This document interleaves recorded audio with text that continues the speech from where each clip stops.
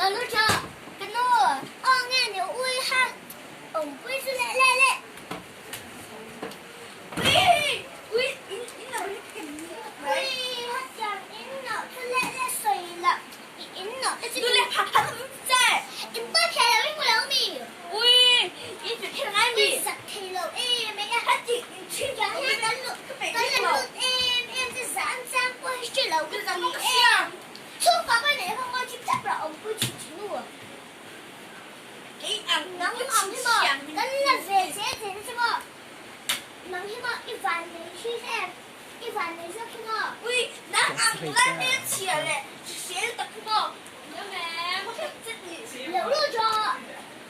Mẹ lên, ôi trời ơi là kiểu choa rồi. Ui, in lẹ ngay đi. Sao tùy thoại là bớt cắt lấy ba mình nóng tụi mấy. Bất cứ ai đó, ông cứ chỉ luôn cái giặc lâu. Ui, mình nóng tụi mấy. Giặc thì lâu tụi rồi chút rồi. Ôi này nè, anh nghe tiếng nghe lâu liền là ôi cần ông vui cái xem sẽ chán rồi tên hay ở đây luôn thì kiểu mồ. Ui, chứ là hiếm mì duy để mấy mình ốm. Nắng ha bất cứ hai rồi, khiến nhau xem cái xe. Ui, khen xí đi là anh nhiều lắm. Giặc thì lâu tụi cái xem có pha đi ăn phục vụ cái mồ.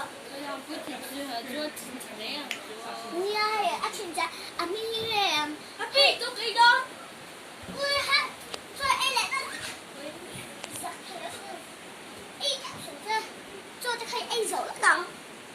Yêu xem hay ở nghe mình ghi xem ác quậy là vàng hen mua ông quý chủ chiến cần khác nữa yêu xem hay pha cái là lúc rốt cái dạ dạ ra nàng khai lâu đang có số cho em làm gì giặc thay lâu tục này ở đây cho họ tọt bắt được nó có rồi đây Ui, hộp.